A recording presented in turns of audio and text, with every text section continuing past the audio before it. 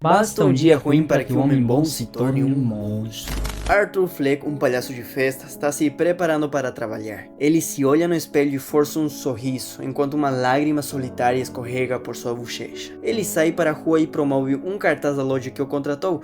De repente, algumas crianças roubam o cartaz e saem correndo. Arthur as persegue até uma rua sem saída, onde as crianças cruéis acabam machucando ele. Após um dia para esquecer, Arthur vai ver sua terapeuta. O homem ri de forma incontrolável. Sua risada é uma trágica contradição, um ato normalmente associado à alegria ou prazer, mas que para ele apenas expressa sofrimento. É como se sua risada fosse uma forma de choro, uma maneira de liberar a angústia que sente por dentro. Arthur comenta sobre as coisas que estão ficando difíceis lá fora. Ela concorda. Está tenso, as pessoas estão irritadas. A terapeuta pergunta sobre o seu diário. Arthur o entrega, dizendo que tem usado como um diário de piadas porque seu sonho é ser comediante. Enquanto ela folheia o diário, encontra textos inquietantes como: "Só espero que minha morte faça mais sentido que minha vida." A terapeuta pergunta como ele se sente ao vir às sessões. Arthur responde que se sente melhor quando estava internado no hospital. Ele pergunta se poderia aumentar sua medicação e ela diz ele tá já tomando 7. Arthur só quer parar de se sentir mal. A terapia termina e ele pega um ônibus, onde tenta fazer rir a um menino. No entanto, a mãe do garoto fica incomodada e pede para ele parar. Arthur começa a rir incontrolavelmente e a mulher se ofende. Ele entrega um cartão para se desculpar, explicando que sua risada é causada por uma condição neurológica.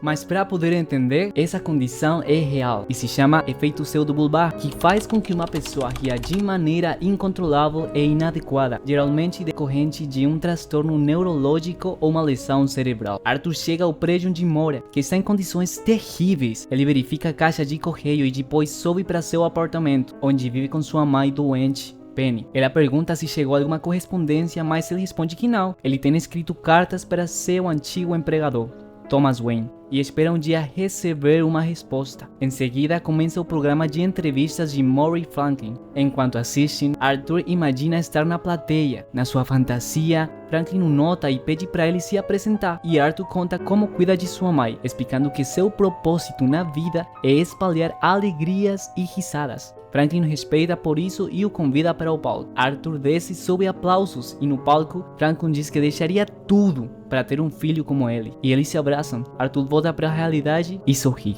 Essa fantasia revela um pouco do mundo psíquico de Arthur. Ele cuida de sua mãe religiosamente e em troca ela o valida como uma boa pessoa. Arthur sente orgulho disso e deseja validação externa, algo que nunca experimentou. No dia seguinte, no trabalho, seu colega Randall ouve sobre a surra que ele levou e lhe dá uma arma para se proteger. O chefe chama Arthur e diz que os clientes reclamaram dele por desaparecer e não devolver o cartaz. Arthur explica que foi assaltado, mas o chefe não acredita, dizendo que descontará o cartaz do seu salário. Frustrado, Arthur chuta uma lata de lixo para liberar toda a sua raiva. Depois, ele volta ao prédio, compartilhando o elevador com sua vizinha, Sophie. Em seguida, Arthur dá banho em sua mãe enquanto ela pergunta novamente se recebeu alguma carta de Wayne. Mas espera aí, quem é Wayne? Calma, daqui a pouco eu te explico. Arthur pergunta o que ela espera e ela responde que quer ajuda de Wayne. No entanto, Arthur pede para que ela não se preocupe com o dinheiro, porque seu show de comédia será um grande sucesso. No dia seguinte, Arthur segue a Sophie pela cidade e à tarde assiste um monólogo de comédia para anotar algumas ideias, que ele continua desenvolvendo.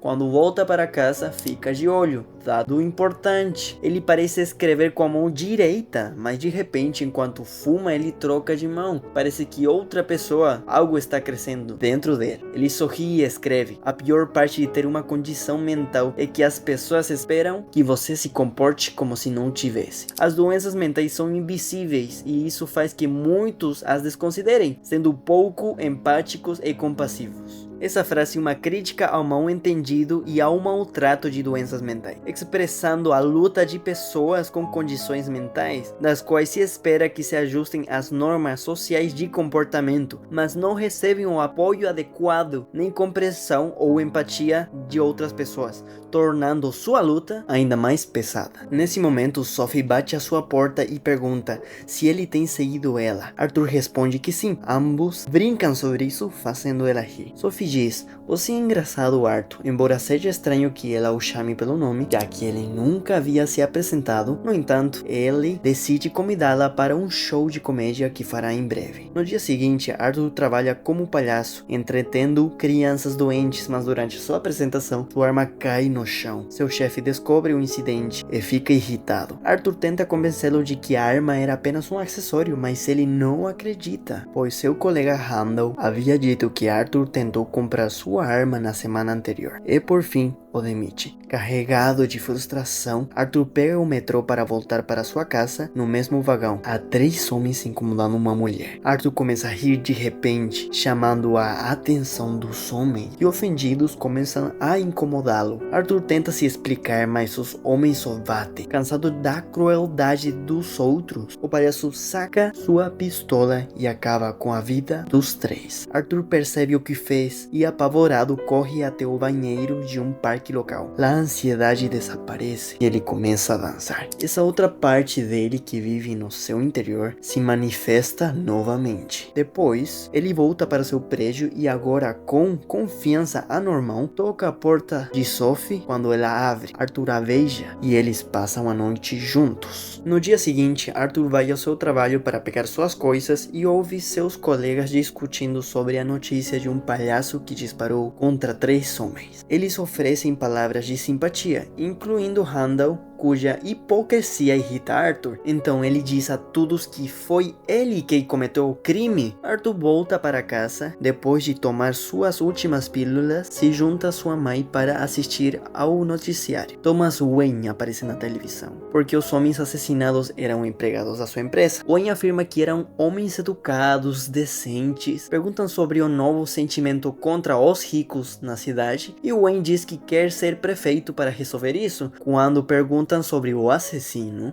ele diz que esconde seu rosto porque é um covarde, e praticamente rotula os menos privilegiados como palhaços que não fazem nada com suas vidas. Isso enfurece muitas pessoas, que como protesto tomam a figura do palhaço como um símbolo. A insatisfação e a manifestação civil são inevitáveis em qualquer sistema quebrado, que serve mas não a outros. Dias depois, Arthur volta a ver a sua terapeuta e se queixa de que ela nunca o ouve. Ele diz que finalmente se sente que existe e que as pessoas estão começando a notá-lo, mas ela apenas responde dizendo que o governo cortou os fundos e essa será sua última sessão. Eles não poderão dar mais medicamentos a ele. Além disso, ela acrescenta que o governo não se importa com pessoas como ele ou como ela. Mas o engraçado é que quando as pessoas cometem crimes, é ali onde enfatizam suas condições mentais. À noite, Arthur apresenta seu show de comédia num bar. Sophie está presente. Quando ele sobe no palco, começa a rir incontavelmente e, quando finalmente consegue ler algumas piadas, eles não causam graça. Arthur volta para seu apartamento e lê uma nova carta que sua mãe escreveu, na qual afirma que ele é o filho de Wayne. Então ele confronta sua mãe e Penny lhe explica que ele e Wayne estavam apaixonados, mas precisavam manter as aparências. No dia seguinte, Arthur visita a mansão Wayne e se encontra com um pequeno Bruce, que, para quem não sabe, mais tarde se tornará o Batman. Arthur faz alguns truques de mágica e nesse momento aparece Alfred, ameaçando chamar a polícia. O palhaço lhe diz que é filho de Penny e que quer ver o Sr. Wayne, pois sabe de tudo. Mas Alfred responde que sua mãe estava delirante e ri dele. Ao voltar para casa, Arthur se depara com sua mãe sendo levada para o hospital devido a um derrame cerebral. Ele se junta à ambulância para acompanhá-la. No hospital, 2 polícias se aproximam dele, querendo interrogá-lo sobre o incidente do metrô, pois seu antigo chefe contou sobre a pistola com as crianças. Arthur, enquanto fuma um cigarro com a mão direita, responde que era apenas um acessório e volta para ver sua mãe no quarto. Arthur liga o programa de Franklin apenas para ficar magoado ao ver que o apresentador exibe clipes de seu show de comédia para zombar dele. chamando ele de palhaço. De volta ao seu apartamento, eles assistem às notícias sobre pessoas protestando com máscaras de palhaço em frente a um cinema onde Thomas Wayne está. Arthur decide ir e se infiltra no prédio. Ele encontra Wayne no banheiro e lhe diz que Penny é sua mãe. Thomas lhe diz que sua mãe estava louca, que ela esteve no hospital de Arkham e que ele na verdade foi adotado. Arthur se frustra, o que faz com que ele ria. Wayne se ofende e bate ele antes de ir embora. Os poucos pilares dos quais sua vida trágica se sustentava começam a desmoronar um por um.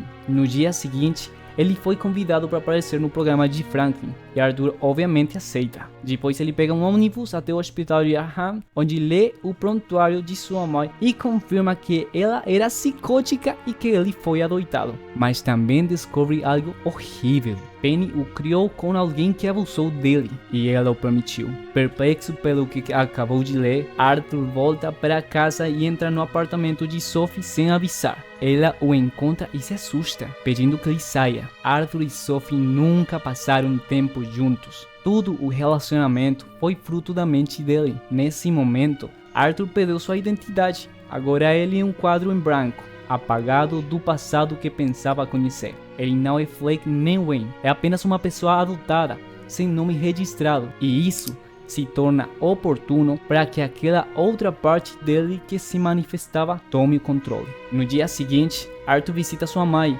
enquanto fuma um cigarro com a mão esquerda. Ele diz que sua risada não é uma doença, mas parte da sua personalidade. Depois, ele acrescenta que antes achava que sua vida era uma tragédia, mas agora vê que na verdade é uma comédia. Depois disso, asfixia ela. Sua outra personalidade começa a surgir e adotará o nome de Coringa, que logo toma o comando. Essa é a única peça de identidade que lhe resta e a única que o fez se sentir notado e empoderado. Arthur sofreu abusos e traumas recorrentes durante sua infância, e é possível que ele tenha se dissociado de si mesmo como uma forma de se proteger de situações extremamente estressantes. Pois é, a dualidade do personagem é visível, pois Arthur é destro e o Coringa é canhoto. Arthur é tímido e inseguro, enquanto o Coringa é forte e seguro. A linguagem corporal de Arthur é encurvada, tensa e nervosa, enquanto a do Coringa é ereta,